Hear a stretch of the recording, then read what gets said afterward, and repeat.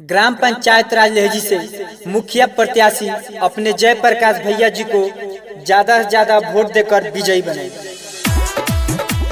जिंदाबाद जिंदाबाद जिंदाबाद जिंदाबाद जिंदाबाद जिंदाबाद। जयप्रकाश जी मत घबराना, पीछे सारा जमाना। जयप्रकाश जी मत घबराना, पीछे सारा जमाना। पूर्वा पछुआ बहता,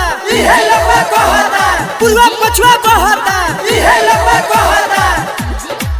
जयप्रकाश के जीतई हो अपन मुखिया बनाई हो अपन मुखिया बनाई हो।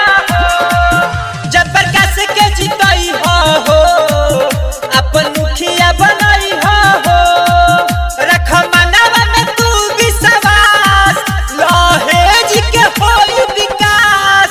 जनी बतिया भुलई हो अब की मुखिया बनाई हो। पंचायत के बढ़ई हो इनके मुखिया बनाई हो।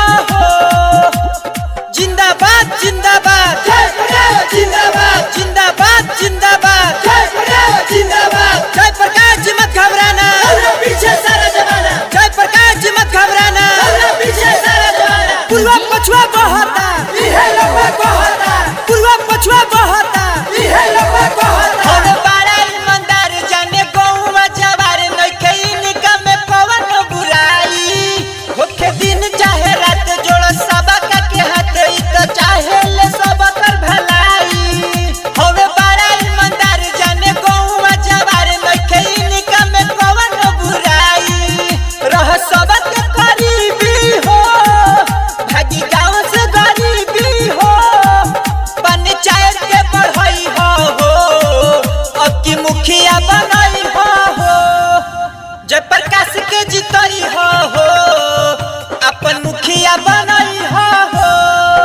पंचायत के बढ़ई हो इनके मुखिया बनई हो। जिंदाबाद जिंदाबाद जिंदाबाद जिंदाबाद जिंदाबाद जिंदाबाद। जयप्रकाश जी मत घबराना, पीछे सारा जमाना। पूर्वा पछुआ बहता,